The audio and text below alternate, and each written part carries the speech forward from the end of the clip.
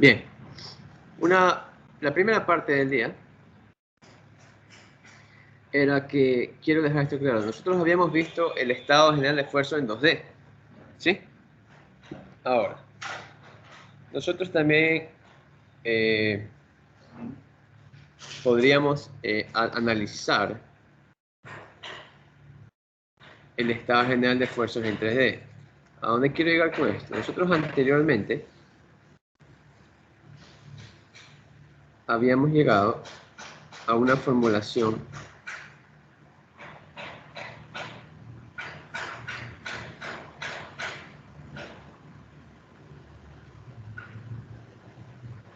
de un estado general de esfuerzos, ¿sí? En 2D. Esto era 2D. Pero esto se puede extender a 3D, ¿sí? Que es el caso general. Cuando se lo extiende a 3D, nosotros tenemos, es decir, la presencia de otros esfuerzos. Por ejemplo, inicialmente cuando estábamos en 2D, nosotros teníamos estos esfuerzos, ¿sí? Esos tres. Ahora cuando estábamos cuando vayamos a trabajar en 2D, aparece el esfuerzo en la dirección de Z y aparecen estos otros dos esfuerzos, ¿sí? Entonces, eso es lo que está haciendo es que básicamente hay un esfuerzo axial más y hay dos esfuerzos, a ver si dos esfuerzos cortantes más, ¿sí? Entonces, eso es lo que está pasando. Lo que hace es, no es un mayor problema, ¿sí? Ya les dije que podríamos trabajar haciendo proyecciones, pero al hacer estas proyecciones vamos a terminar con el estado, el círculo de Moore, ¿sí? De esta forma.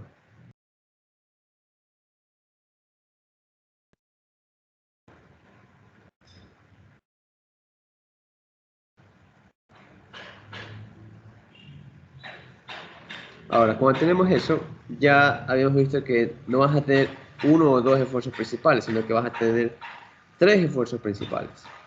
Al tener tres esfuerzos principales, usted también va a tener tres esfuerzos cortantes, ¿sí? Máximos, de los cuales usted sabe que solo uno es el que usted usa para diseñar, que es lo que se conoce como el esfuerzo cortante máximo absoluto, que es este de aquí. ¿Ok? Ahora, podemos describir esos esfuerzos principales con esta ecuación.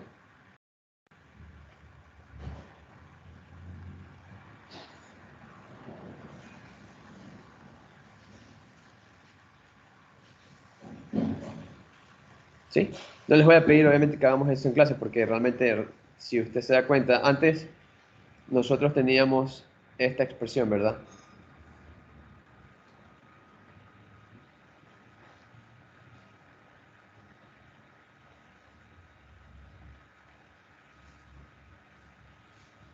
Antes esta era la expresión. Y si usted se puede dar cuenta, obviamente esto salía de tener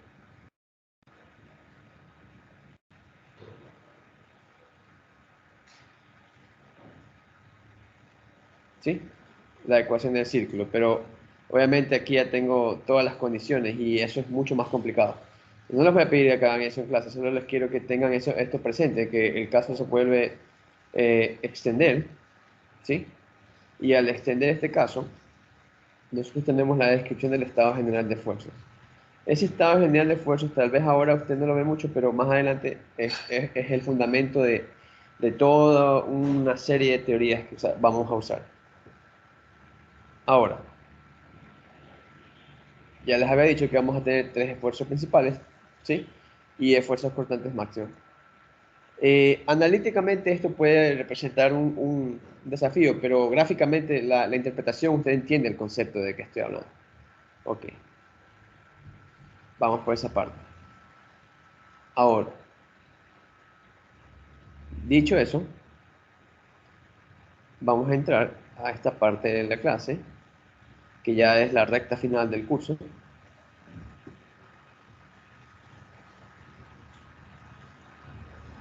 Muy bien. Vamos a ver lo que es hacer recordar ciertos conceptos que hemos visto a lo largo de este curso. ¿Sí? Habíamos visto lo que era la resistencia. ¿Ok?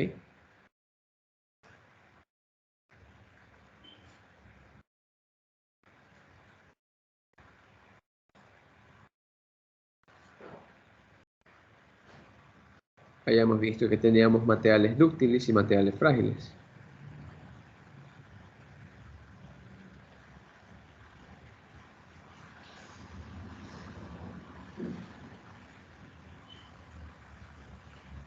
Un momento.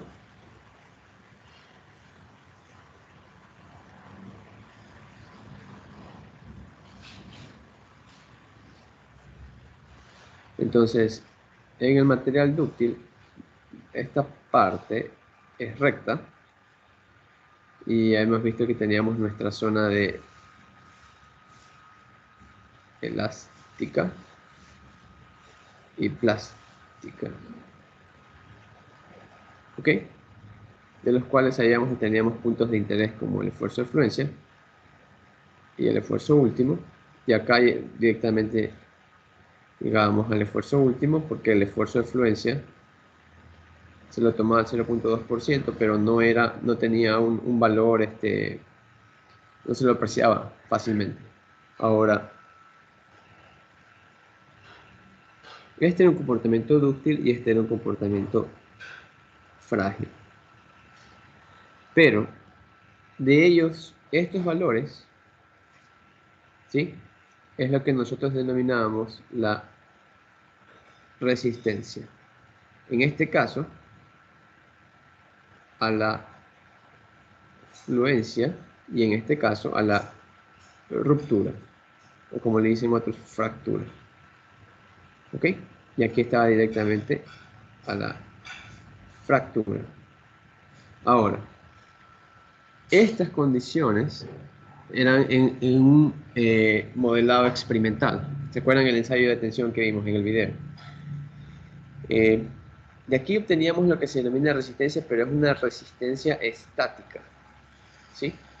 Eso que estamos usando es una resistencia estática. Ahora, esa resistencia estática es como una propiedad o característica de un elemento.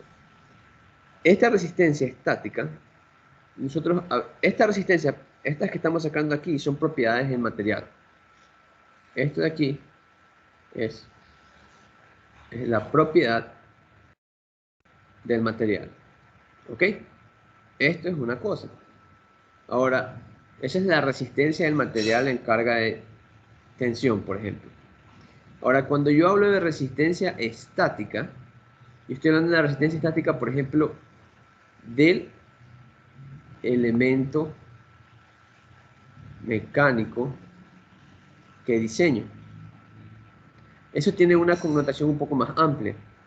Es decir, yo voy a hacer otras consideraciones. Esta va a ser una propiedad o una característica de un elemento mecánico y esa propiedad va a resultar de ¿qué? Del tipo de material que estoy usando, del tipo de tratamiento térmico que le estoy aplicando. Es decir, hice un templado o alguna forma hice algo en la superficie para que sea más duro, etc. Del tipo de procesamiento, es decir, voy a hacer un mecanizado, voy a hacer impresión en 3D. ¿Cómo voy a hacer el procesamiento para tener esa pieza? ¿Qué tipo de manufactura lo voy a hacer? Ahora también tenemos el tipo de geometría. Ya sabemos que según el tipo de geometría hay ciertas consideraciones a tener. Ya voy a hacer una explicación aparte respecto a esto de aquí. ¿Sí? Y también del tipo de carga aplicada. Es decir, la carga aplicada, esa carga que yo aplico y la carga que voy a usar para diseñar es la carga que va a soportar en su zona crítica, específicamente en el punto crítico. ¿Sí? Entonces, con esta serie de variables, yo lo que defino es la resistencia de un elemento mecánico. ¿Ok? Ahora, por la variación de cada una de estas cosas, por ejemplo, este de aquí, tenía una alta variabilidad. Estos valores son estadísticos por naturaleza. Sí, es decir, cuando usted está diseñando, usted debe considerar la media, la desviación estándar, etc. el intervalo, en el de confianza en el que vamos a diseñar y todo eso. Todo eso vamos a ver más adelante. ¿Alguna pregunta hasta aquí? Ahora, esa resistencia de un elemento mecánico, ¿cómo la determinamos? ¿Sí? Es decir, la pieza que fabrico. ¿Cómo? ¿Alguien tiene una idea?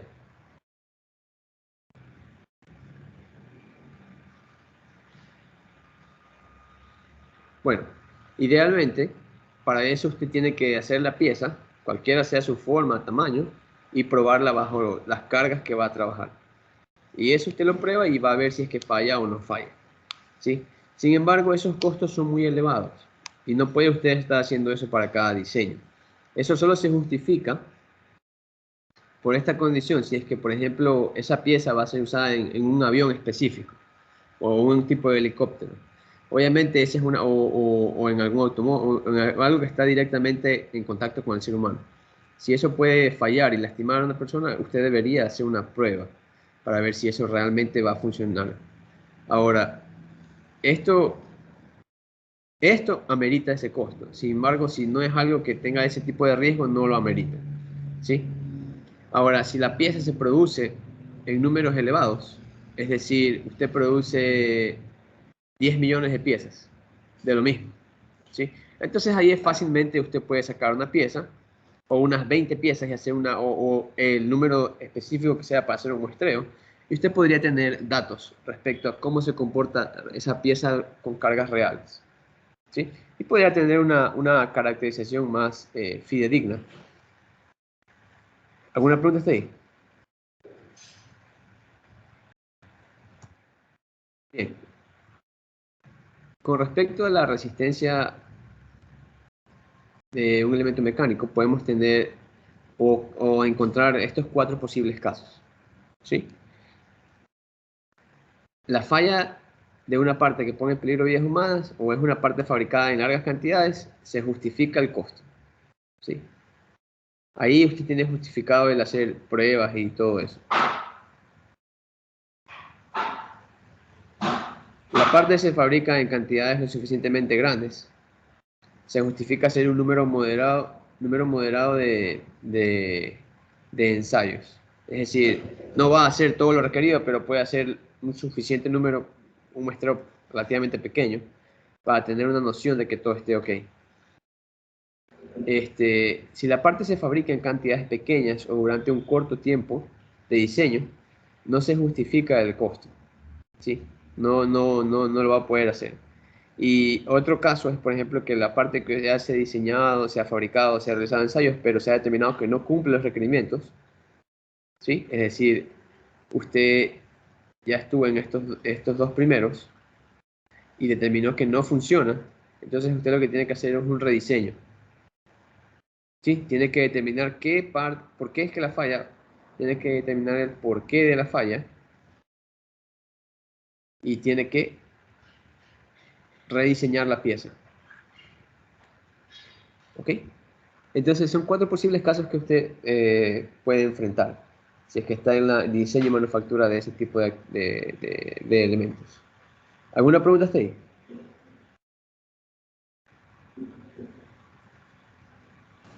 Sí, ingeniero, no me queda bien claro a qué se refiere con que existe una parte que podría poner en peligro vidas humanas y cómo el costo justificaría eso. A ver, ¿qué parte de que puede poner en peligro vidas humanas no entendió? O sea, solo quiero saber eso de ahí. No entendí yo lo que me está diciendo. No, o sea, claro, tendría sentido que Si debido a usted, alguna propiedad del material o, o digamos algún tipo de esfuerzo vaya a formar una viga, una estructura, lo que sea. si usted Y tiene eso, aquí escúcheme, si usted tiene un elevador y el elevador está conectado por una argolla y esa argolla se conecta a los cables con unas poleas, etcétera, ¿ok? Y usted tiene que diseñar la argolla. ¿Esa argolla puede fallar o no puede fallar? claro, ¿Ok? Ahora entiende qué es lo que pone en riesgo una vida humana. Sí, pero en sí mi pregunta va más dirigida a lo de que dice que el costo se justifica. Es que, por supuesto, pues, es Dustin, ¿verdad? Sí, Sí, Dustin, por supuesto que el costo se justifica, no es que si este aro falla y se llega a romper y cae el elevador, ¿qué le va a pasar a esta persona? se muere. Ok, y eso es justificable. Ah, no. Usted pierde su licencia, literalmente, y como mínimo, ¿eh? Ok, Y no es una buena época para hacer PPL, ¿verdad? así es. Entonces, a eso me refiero con que pone en peligro vidas humanas, ¿sí? Es decir, esta pieza de aquí, esa es la pieza que usted está diseñando. Esa pieza no puede fallar. Entonces, como el riesgo es muy alto, hay varias consideraciones. O usted hace el factor de seguridad más elevado, o usted lo fabrica y le hace ensayos. Pero ahí es justificado el costo, ¿sí? Ok. Porque es algo que lo amerita. Por ejemplo, si tú estás haciendo un avión o un jet que alguien va a pilotear, una aeronave, y de repente usted tiene que dimensionar este, los pernos, ¿sí? Si usted tiene que dimensionar los pernos, usted tiene que hacer ensayos sobre eso de ahí. Aparte del material y las condiciones, usted tiene que estar al menos un par de ensayos para estar seguro de que cumple esas condiciones, ¿sí? Eso es algo que no hay negociación, o sea, tiene que hacerlo sí o sí. Eh, lo otro es si es que es una parte que se fabrica en largas cantidades. Si es una parte que se fabrica en largas cantidades, por ejemplo, usted está produciendo 1 millón de esas partes, usted fácilmente puede sacar unas cuantas y hacerle ensayos, ¿sí? No habría ningún problema porque si fabrica 1 millón de piezas y hace ensayo a 50, realmente no es nada. No es nada lo que está invirtiendo. ¿Ok? A eso me refiero. Otra No, ya. pregunta. Ahí lo entendemos. Gracias, Emil. Sí. Mira, yo te pongo el ejemplo. Este de los pernos. Yo me acuerdo que cuando estudiante hice pasantías en la aviación naval, por ejemplo. Y había un tipo de avión, avioneta rápida, que ellas usaban, teníamos que hacerle mantenimiento y siempre a cada cierto tiempo se le inspeccionaban los pernos. Pero los pernos eran gigantescos, pues y eran de titanio, no era cualquier cosa. Entonces, obviamente dice, uy, pero perno de titanio. ¿Sí me entiendes lo que quiero decir? Primero que es carísimo, es extremadamente caro. Pero el avión venía con esos pernos ya, está incluido dentro del costo, pero seguramente es porque es algo que no era, no estaba sujeto a discusión, porque eran los pernos que anclaban las alas con el cuerpo. Entonces, si eso fallaba, las alas iban a salir volando, sencillamente iba a caerse. Entonces, es algo que no amerita, ni siquiera hay discusión en eso de ahí, ¿sí? O sea, no es algo que, que se va a discutir. El ingeniero de diseño sabe que eso de ahí es algo que tiene que ir sí o sí. Ok, otra pregunta.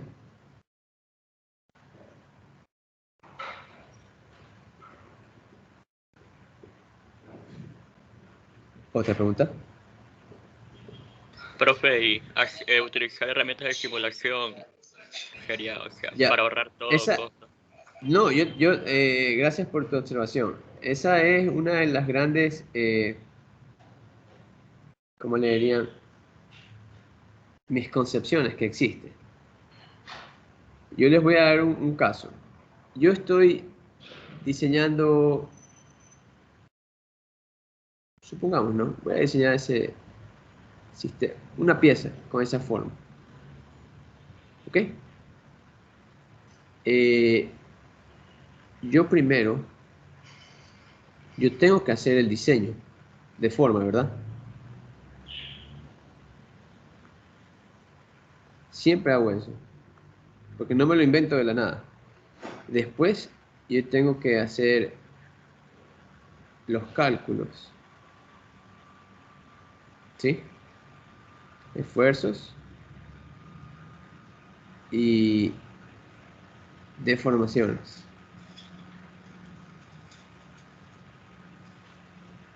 Esto sería dimensionamiento. Y después,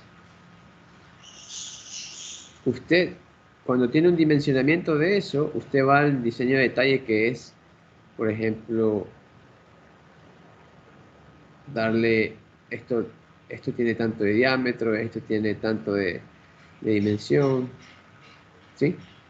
Entonces aquí usted está dando las dimensiones, está haciendo esto en el CAD, por ejemplo, pero usted ya hizo el dimensionamiento. Después, usted lo que hace es una simulación. Pero esta simulación, lo hace para verificar y corroborar esto de aquí, ¿sí? Esto de aquí. Usted está corroborando esta parte de aquí, ¿sí? En la simulación. Ponle mute, por favor.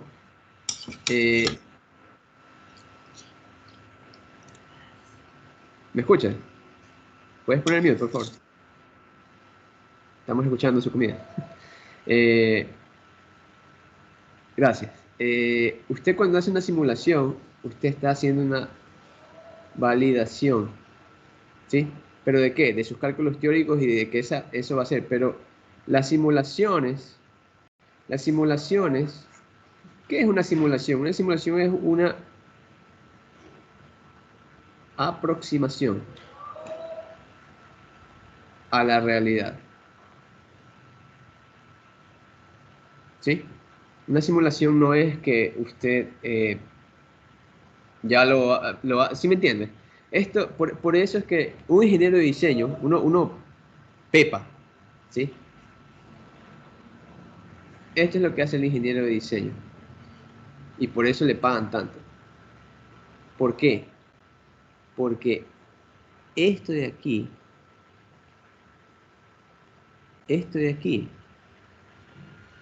los que no lo saben, así consigan 10 ingenieros, no lo van a hacer. Esto de aquí, la forma. Porque ¿cómo vas a dibujar la forma? ¿Qué? ¿Se la inventa de la nada? Aquí existe todo un proceso y un sinnúmero de teorías para sintetizar una forma, ¿sí? Y la otra parte es,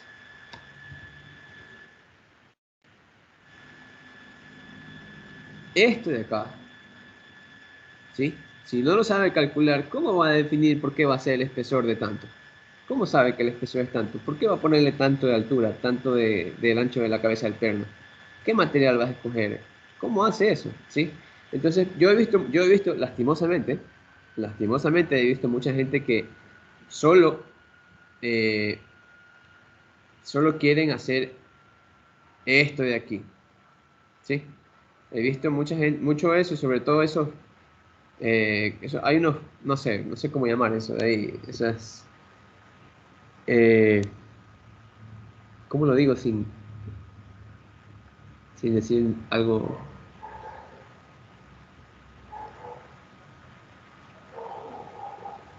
Esos cursos no reconocidos, o de alguna forma que los puede dar cualquier persona, o cualquier video que te encuentras en la red. Pero solo estás haciendo esto, pero ¿cómo llegas a esto de aquí? ¿Cómo llegas a la forma? ¿Cómo llegas al espesor, al material, a la dimensión? Se está saltando todo un proceso que, en este caso, ustedes no han visto a fondo cada una de ellas, porque no nos da el tiempo, y llevan casi un semestre. Hay gente que se dedica toda una carrera a eso de ahí, y hay gente que solo hace esto. Entonces, existe una caja negra, ¿sí? Que yo digo siempre que ese es un veneno lastimosamente, para los estudiantes. Es un veneno para el cerebro de ellos, porque no sabes de dónde sale todo esto, ¿sí? Obviamente, los que se dedican solo a hacer dibujitos y simular, obviamente si ya tienes el plano, solo te dedicas a simular, ¿verdad? Eso yo entiendo, pero eso no es un ingeniero de diseño, eso es básicamente alguien que está simulando los diseños de alguien, nada más. Y está viendo que los valores correspondan a los estándares. Y está bien, ese es un tipo de trabajo, ¿sí? Pero el proceso es un poco más largo, ¿sí? Ahora, ¿por qué en casos críticos, ¿sí? En casos críticos como esto, o en los que se justifica el costo debido a la larga producción, hacen ensayos?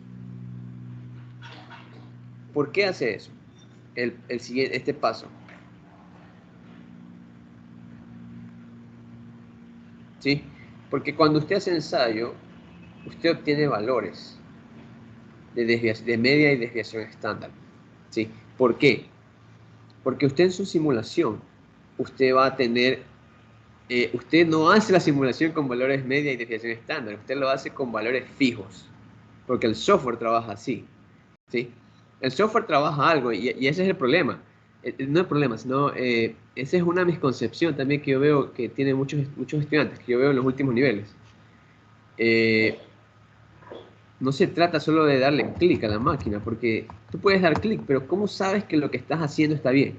No sé si me entiende lo que le quiero decir. ¿Sí? Usted hace su simulación y el simulador le bota una escala de diferentes colores. ¿Sí? Pero el que, el que un cuadrito sea rojo y otro cuadrito sea azul, ¿qué significa? Porque esto es lo que les bota el software, ¿verdad? Sí lo han hecho ustedes, ¿no? O han visto el video o algo. Estoy seguro.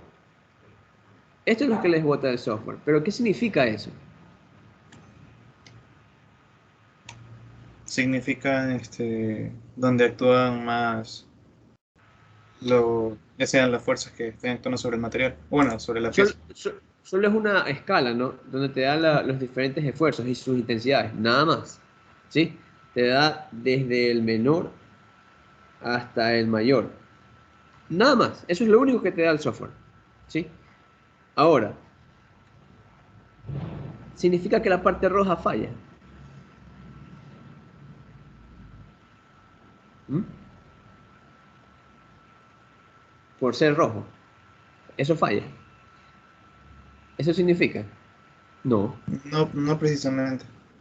No precisamente, es solo una escala, ¿sí? Y otra cosa, ¿cómo yo sé que esa escala o la simulación está ok? ¿Quién me dice si la simulación está bien hecha? ¿Sí me entienden lo que les quiero decir? Bien, Entonces, entonces, hay, hay, eh, ¿puedes poner el mute, por favor? Entonces, hay ciertas condiciones. Primero, obviamente, los que estén profesionalmente haciendo esto son muy buenos, ¿eh? No, ahí no fácilmente llega cualquiera y tiene que tener resultados comprobados para estar en esa parte.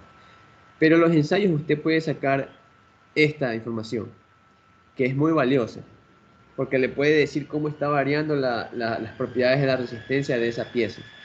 ¿Sí? ¿Y por qué hace eso? Porque usted tiene esto. ¿Ok? Entonces usted tiene un intervalo en el que va a estar la resistencia de su pieza.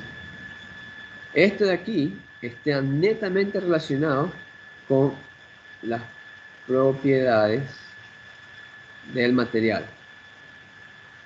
¿Sí? Entonces eso a veces hay formas de hacerlo con un software, pero no todos saben cómo hacerlo. O sea, entonces usted tiene cierta variación y a veces esas variaciones no dependen de valores estándares, porque puede depender de lote de material que le vino a usted.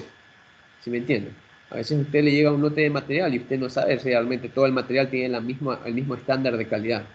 Puede que algunas partes sí, puede que algunas partes no. Entonces, solo en esos casos en los que realmente esta parte es vital, es decir, va a ser para un avión, un cohete o un auto de carreras o una pieza que se produce en largas escalas, ahí amerita esa parte. Pero esa parte es cara, ¿sí? Porque implica someter a una pieza real, o sea, construir una pieza real y someterla a las cargas de trabajo y validar todo eso de ahí, ya con resultados experimentales, ¿sí? Por lo general, ya le digo, esto de aquí es caro, ¿sí? Por lo general, llegan hasta aquí.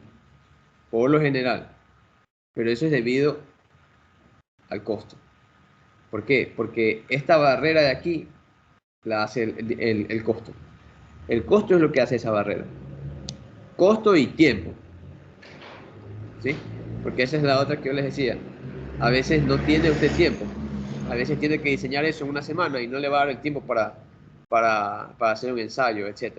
Entonces hay diferentes variables. ¿Ok? Otra pregunta, por favor.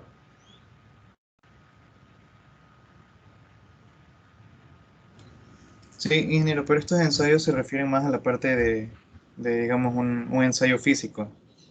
Sí, a eso me refiero. Exactamente, Dustin. Por ejemplo, ya te digo, tienes esta forma del perno. Y ahí lo que yo haría es, ok, el perno va a trabajar en...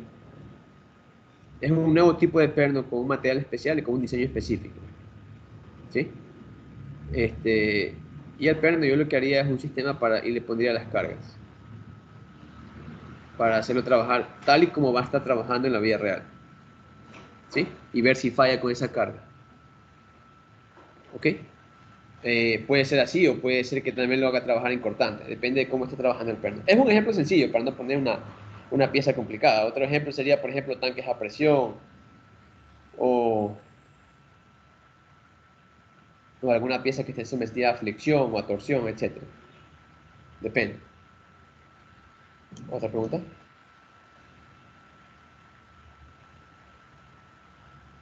¿Otra pregunta?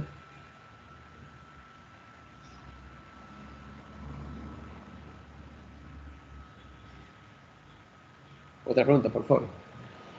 Dustin, ¿quedó claro? Sí, ingeniero, sí. Sí. Si tienes otra pregunta, me dices ahorita, con confianza. Bueno, es una pregunta acerca de los ensayos. Como Ajá, usted dime. mencionó que por lo general a veces es por tiempo y costo, pero con respecto a los costos, eh, ¿cuánto más o menos se podría decir que cuesta un ensayo físico? Dependiendo del, o sea, me imagino que depende de la pieza, o Depende de la posiblemente, pieza, depende del tipo de ensayo, ¿sí? Porque digamos, un eh, ensayo de tensión. tendrías tendría que averiguarte el precio. En la facultad hay un laboratorio específico de materiales. Yo te podría preguntar más o menos cuánto es, pero el detalle es este. Supongamos que cada ensayo te cueste $60, 75, ponle, ¿de verdad? Cada ensayo Ujú. de tensión te cuesta $75 y tú tienes que hacer 200 ensayos, ¿sí? Entonces ya Ni solo ahí loco. sacas el número, ¿sí? Sí. ¿Por qué? Y ahí te va a decir, bueno, oye, te va a decir, pero tú tienes que poner la mordaza. ¿Cómo que la mordaza? Es decir, esta es la pieza, pero tú tienes que ver cómo adaptas esta de aquí a la máquina. Yo te pongo en la máquina, pero tú pones la mordaza. Entonces aquí tienes otra parte que tienes que diseñar. O que la tiene que hacer el laboratorio que te va a dar el servicio. Y él te va a decir, bueno, ¿sabes qué? No te voy a cobrar 75, te voy a cobrar 85. Porque tengo que fabricar eso de ahí para hacer. Y si quieres, bien. Mm, Y si no ya, salado. Búscate otro lugar. Eso te van a decir. No, no digo que ese laboratorio te va a decir eso, te digo que cualquier laboratorio te va a decir eso. ok. ¿Sí? Entonces, a eso me refiero. Entonces, si tú ya multiplicas y dices, oye, a ver, cada ensayo me va a salir unos 75 y yo tengo que hacer 200 ensayos, por ejemplo, supongamos. Y ahí sacas el número, ¿no? ¿Cuánto te sale Claro. ahí? Ujú. Entonces, ¿cuánto te sale? Como, eh, como 1500, creo. ¿Cuánto? Sí, 15.000, perdón. 15.000. Ajá. Ya, ya, 15.000. Tú dices, oye, pero 15.000 para unos pernos, como que está caro.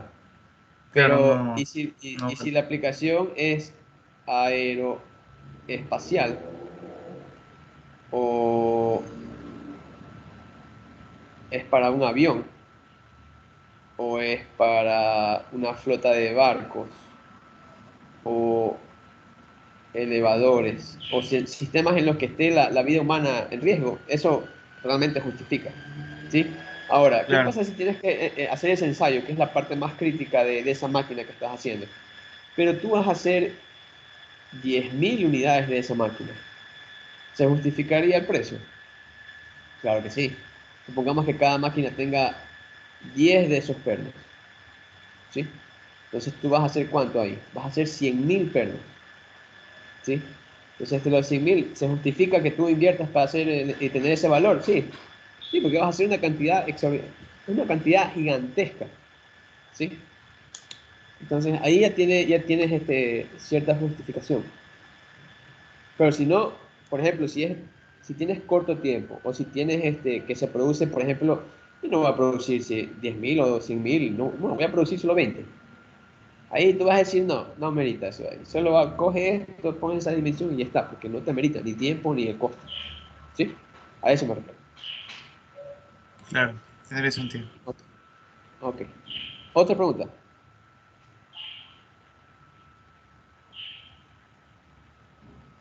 Bien, sigamos. Ok, ya pasamos a esta parte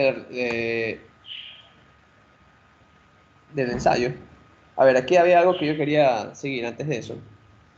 Aparte de la resistencia, nosotros habíamos visto, ¿se acuerdan que yo les dije que cuando teníamos una pieza con irregularidades como esta, que tenía un hueco en el medio, se, se da lo que son los concentradores de esfuerzos? ¿Sí? Entonces, estos concentradores de esfuerzos básicamente que los esfuerzos, por ejemplo, usted tiene un esfuerzo aplicado aquí, ¿no? ¿Verdad? Supongamos que esto sea así. Esa es la superficie de aplicación del esfuerzo, de la fuerza por unidad de área. Pero en el medio usted tiene un hueco. Entonces, justo aquí en la sección del hueco, usted sabe que aquí su esfuerzo es sigma, pero acá usted va a tener un esfuerzo máximo. ¿Sí? Ese esfuerzo máximo, ¿sí? Va a ser mucho mayor que el sigma. ¿Por qué? Por el cambio en la geometría. Los cambios en la geometría o discontinuidades en el material lo que hacen es intensificar el esfuerzo, su magnitud. Entonces hay que tener, cuando estemos diseñando, mucho cuidado con eso de ahí. Estas tablas que yo les muestro aquí ya son tablas de diseño, o sea, ya hay gente que se ha dedicado a cuantificar los diferentes tipos de concentradores de esfuerzos dependiendo de la geometría. Este es un concentrador de esfuerzo para una placa con un agujero sometida a tensión, pero asimismo hay para un eje sometido a torsión, asimismo hay para un sistema sometido a flexión, etc. ¿Cómo funciona eso? El concentrador de esfuerzo, básicamente, nosotros tenemos dos tipos de esfuerzos, axial y cortante. Quiere decir que el esfuerzo máximo que yo tenga será igual al concentrador de esfuerzo debido a la carga axial por el esfuerzo nominal. Y lo mismo aplica para el esfuerzo cortante, que será un concentrador de fuerza cortante y por su carga nominal. Esa carga nominal, sigma sub 0 o tau sub 0, básicamente el esfuerzo en una sección continua. Es decir, por ejemplo, aquí usted se da cuenta que esta sección que yo le hice sombreada es el continuo, ¿verdad? Es decir, toda la cara llena.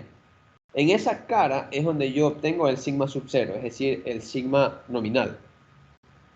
¿Ok? Ahora, yo en la cara que tengo el hueco, yo tengo ese sigma nominal y el concentrador de esfuerzo.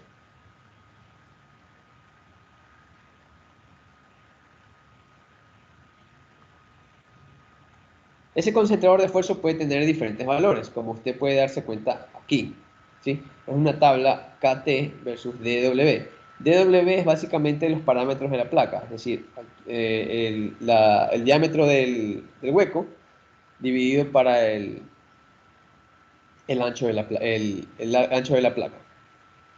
Al tener eso, usted puede ver como que ratios. Usted puede sacar esos ratios y puede ubicarse, por ejemplo, si el valor DW le sale 0.5, usted estaría aquí. Y quiere decir que usted tendría un concentrador de esfuerzo casi de 2.2. Sería un 2. Algo, ¿no? O sea, lo ideal sería que usted tenga ya aproxima, ¿no? ¿Sabes? Que ya aproximo ahí, casi igual, 2.2.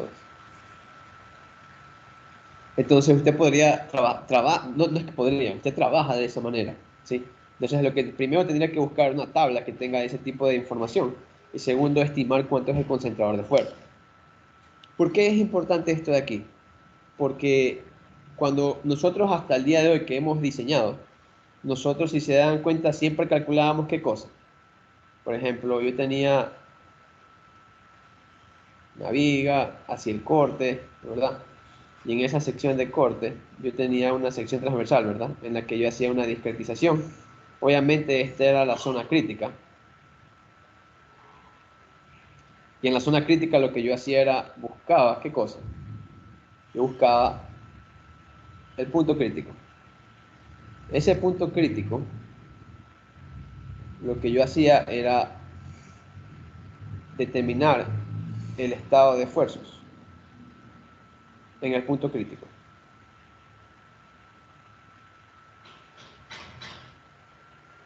¿Sí? Y al determinar el estado de esfuerzos, lo que yo voy a hacer es que en ese punto crítico,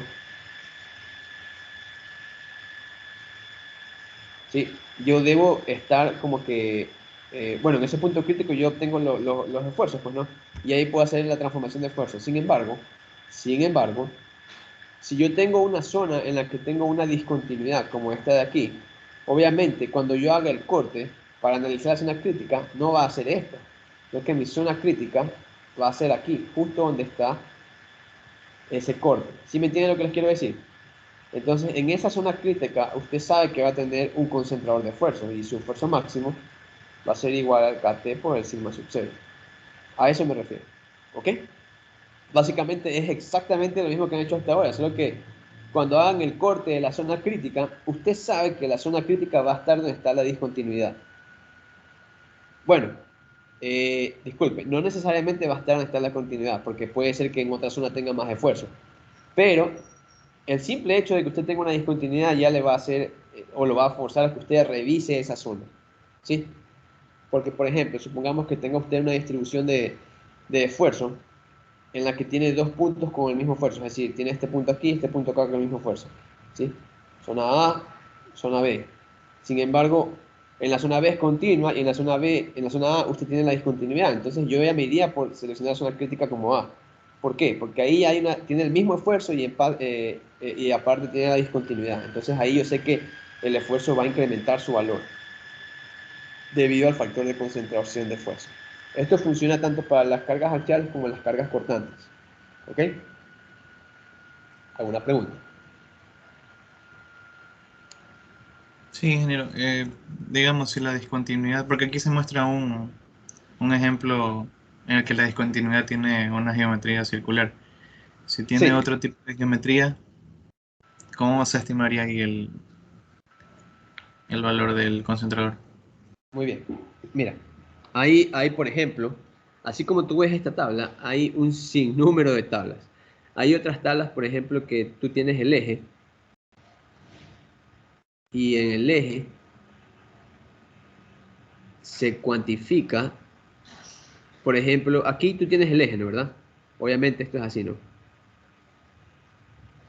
Y aquí tienes lo que, esto de aquí sería el diámetro del eje, el diámetro menor, y aquí tendrías el diámetro mayor. Entonces, aquí tú te puedes dar cuenta que tú tienes no tienes una discontinuidad como tal, pero tú tienes un cambio de sección, ¿sí?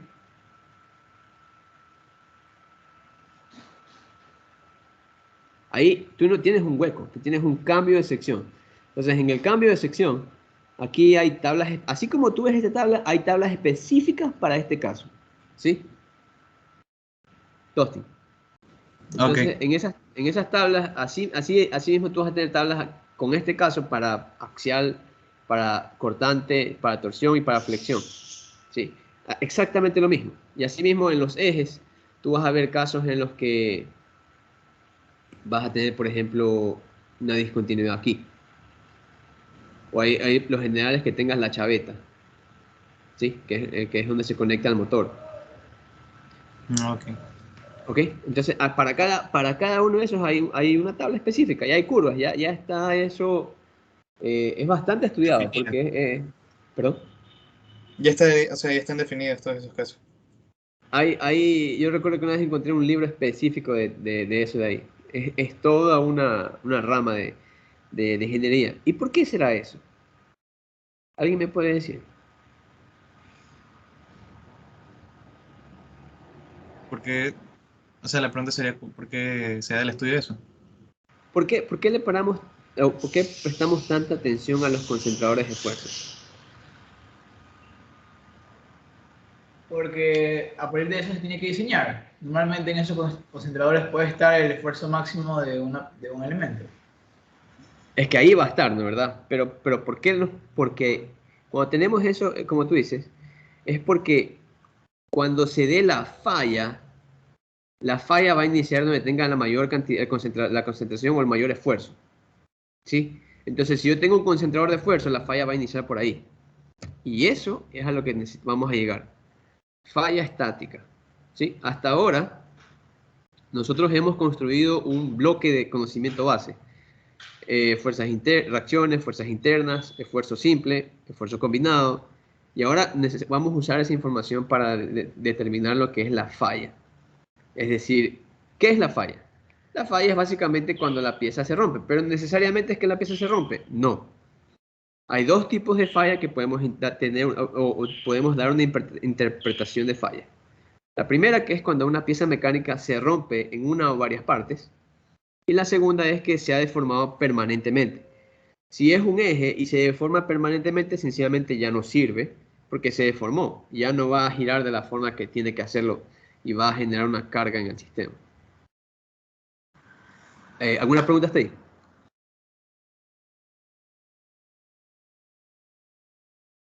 ¿Preguntas? Ya entramos a algo serio aquí, así que es momento de preguntar. Si tienen preguntas, hágalo.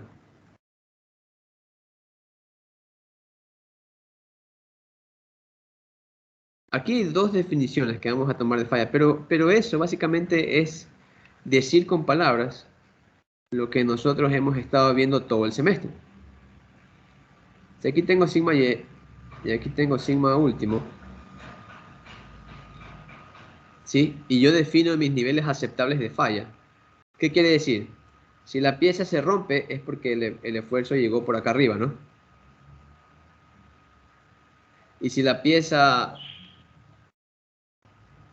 se deforma permanentemente es porque pasó este nivel, ¿verdad?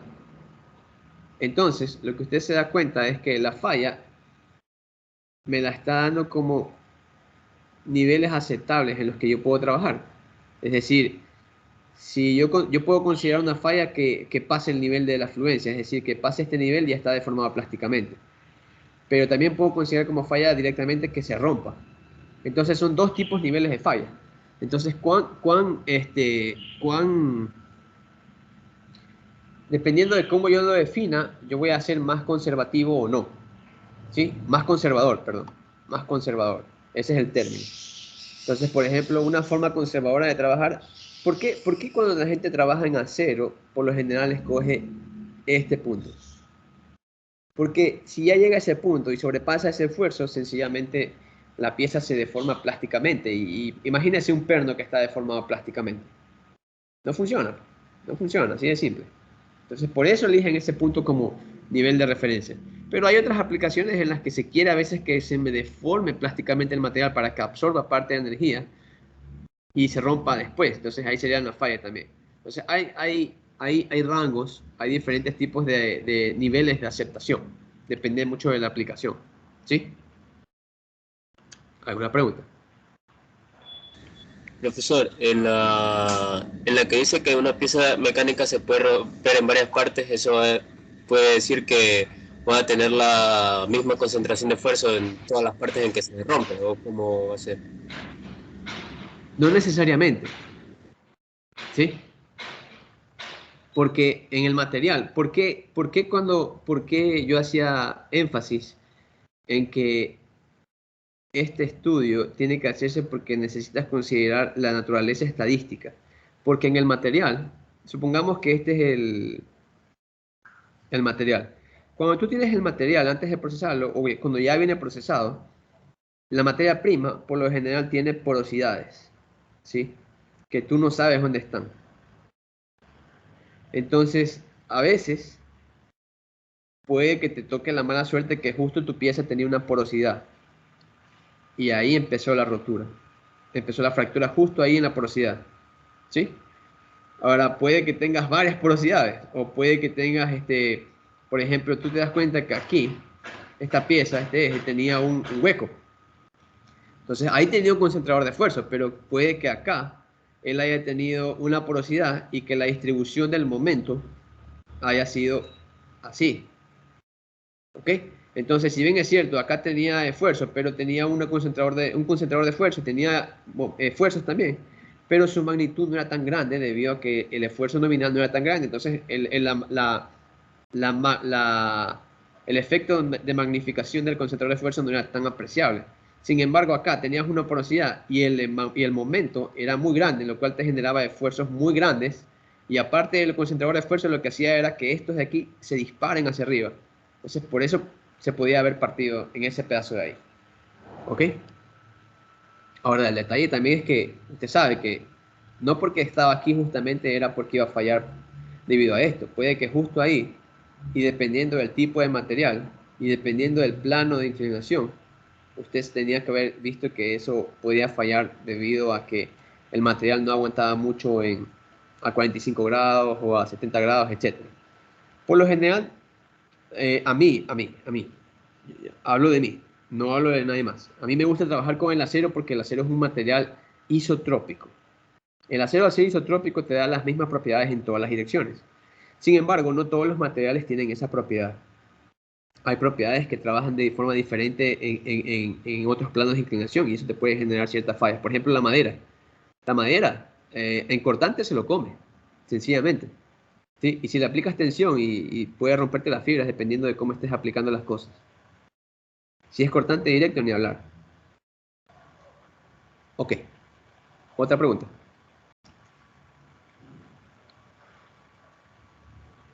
¿Preguntas?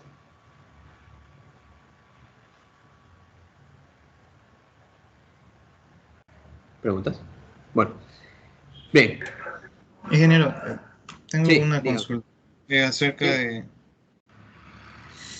de uno de los dos casos. Por ejemplo, entre los dos casos, ¿cuál sería mejor para la vida humana? O sea, digamos como para sobrevivir en un accidente. La deformación. Este de aquí. Porque si se deforma, es como que de alguna forma le va a dar cierto rango de flexibilidad hasta que se dé cuenta. Pues no, si usted está parado, imagínese si usted está parado en un balcón, que la base es de una viga en cantilever. Si usted se para y de repente el balcón se comienza a deformar, usted se dio cuenta que se deformó, ¿verdad? Ujú. ¿Sí me entiende? Pero si usted usa este criterio, usted se va a dar cuenta cuando se rompa. Y ahí ya se fue para abajo, ¿verdad? Entonces ahí se puede Claro. ver la severidad de la acción. Y Sí, sí por me ejemplo, comprende. sí, digamos si es un mecanismo, una deformación podría dar una reacción en cadena de deformaciones, digamos. Sí, sí podría hacerlo. Si tienes una máquina y una parte se deforma permanentemente, puede que haga que se trabe el sistema. Al trabarse el sistema, lo que vas a hacer es que va a hacer que le pida más al motor. Y el motor le va a seguir dando lo que más pueda y lo que va a hacer es incrementar la corriente hasta que se funda el motor. ¿Sí? Porque el voltaje no va a cambiar, ¿verdad? Entonces lo que Claro, cambia no, es sí. es la corriente. Entonces te sube la Ujú. corriente, te quema el motor porque te quema los cables. Vale, Cuando tienes esos obviamente. casos en maquinaria, eso lo van a ver los que tomen conmigo en maquinaria, al menos. Tú tienes algo que se llama el concepto de fusible mecánico. ¿El fusible mecánico qué es? Por ejemplo, tú por lo general tienes el motor y eso se conecta con un sistema de reducción para darte la velocidad que quieras Ujú. y, y eso lo conectas a la máquina. Máquina, motor, aquí tienes el sistema de reducción. Por lo general, por lo general, entre la máquina y el sistema de reducción o entre el motor y eso, dependiendo de cómo lo quiera, cómo lo esté trabajando, por lo general aquí o aquí se puede poner lo que se denomina un fusible mecánico, ¿sí? En ciertos casos, ¿cómo es ese fusible mecánico? Por ejemplo, tú tienes una banda dipolea, ¿sí? Y esto de aquí lo que hace es transmite. Esto de aquí es una Ujú. banda y esto de aquí es una polea. Entonces lo que hace es llevarlo hasta la máquina, ¿sí? Esto gira, gira, gira y gira. Pero vas cambiando la relación de velocidad. El detalle es que cuando la máquina, si tienes una pieza que se traba, ¡plac!, se te traba y lo que te comienza a pedir es más torque. ¿Por qué qué? Porque lo que hace es incrementar la carga. Es decir, la carga del sistema te la incrementa. El torque te lo incrementa. Entonces hace que el motor le empiece a dar más. Pero aquí la banda es la que hace de fusible mecánico.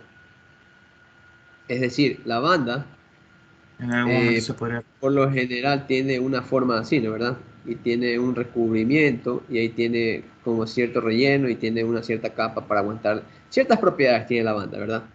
Pero Ujú. la banda te va a resistir cierta carga de tensión límite, ¿sí? Entonces, cuando la banda llega a esa tensión límite, ¡pum!, se rompe. Entonces, se Se rompe rompe. la banda y no se te rompe ni el motor, ni la máquina, ni el sistema de reducción. Solo se rompe la banda y no se te daña nada más. Entonces, lo que tú haces es primero paras el sistema eh, y lo que van a hacer, inspeccionar la máquina y cambian las bandas, ¿sí? Y no se te daña nada más. Entonces, es una forma de Ok. tener seguridad. Por lo general, aquí cuando ocurre esto, ya tú deberías tener, como ustedes son mecatrónica, creo que ya lo pueden ver más fácil, ¿no? Entonces, si tú te das cuenta, tienes algún, cuando se te rompe la banda, de alguna forma vas a tener alguna aceleración aquí. Puedes tener un encoder que te vea, que te esté viendo cómo mide eso, o sencillamente tienes algún sensor de tensión en alguna parte. Y lo que harías es que cuando tienes el nivel de saturación, ¿de verdad? Si ese nivel se pasa, entonces tú ya, ¡pum!, se te dispara algún switch. Por algún lado debe haber algún switch que se dispara y que le diga al motor off. Y todo se para. Claro. Para ¿Sí? prevenir cualquier cosa igual. Ajá, entonces así lo podrías hacer. De hecho, no, No, a ver, no es que se podría hacer, así se hace. así sí es. Ok. Ok. Otra pregunta.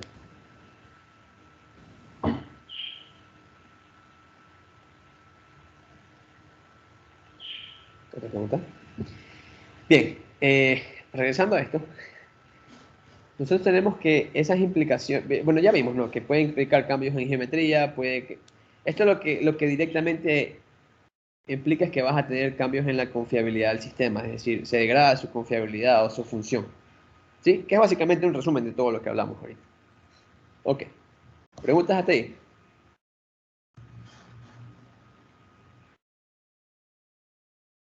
Ok, vamos a ver, esto de fallas estáticas.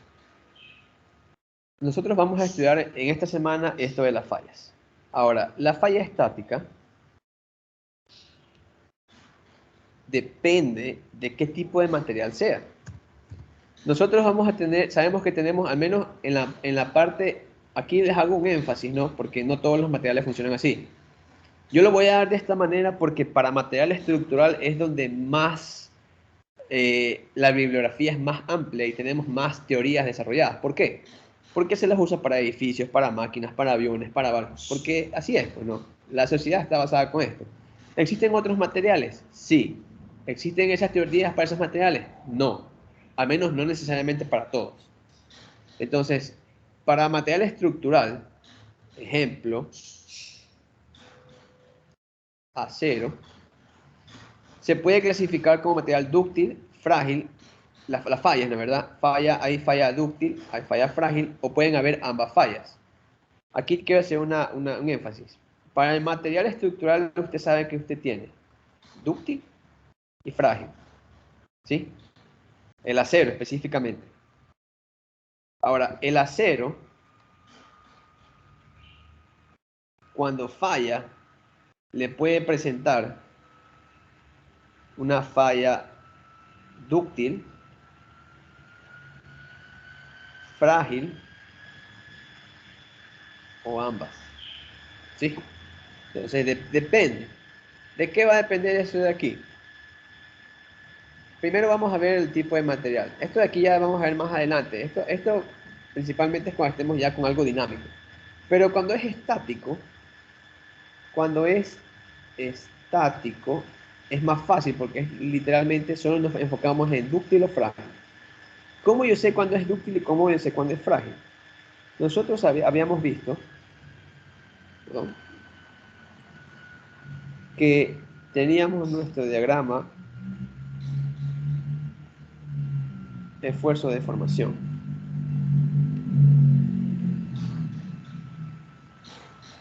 ¿Ok?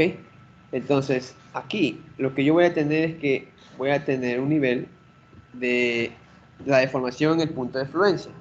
Entonces, yo voy a considerar ese punto como referencia para clasificar el comportamiento del material. ¿Qué quiere decir eso? Quiere decir que si la deformación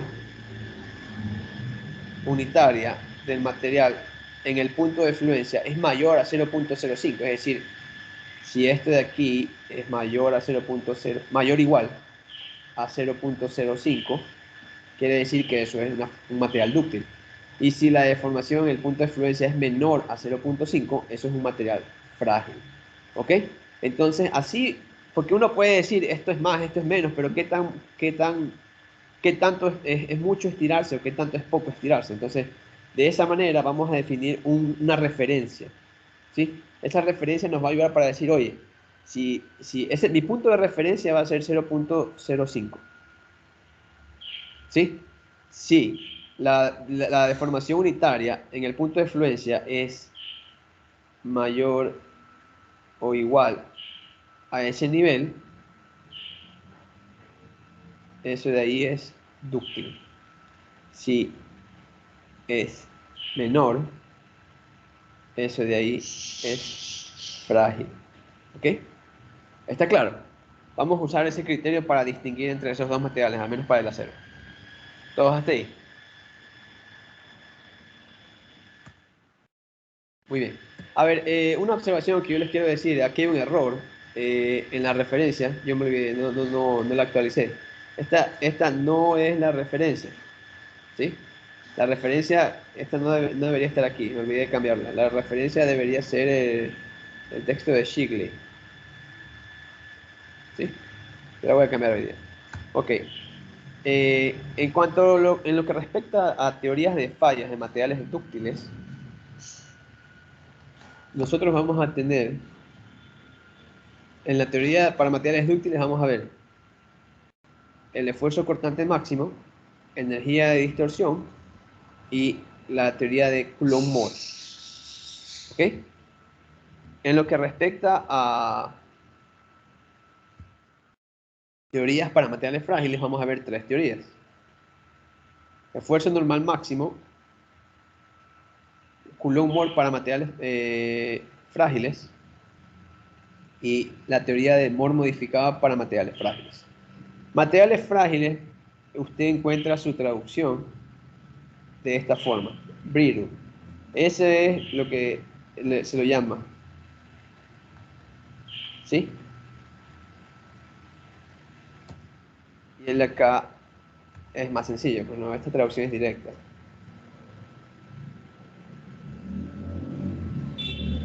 Por si lo quieren buscar. ¿Ok? Vamos a ver esas 6 teorías. Ya ahorita ya casi no me alcanza el tiempo, pero eso ya lo dejaría para la siguiente clase. Eso es lo que vamos a ver esta semana. Yo creo que sí lo podemos hacer en una sola. Quisiera saber si hasta el momento ustedes tienen preguntas de lo que hemos visto hoy.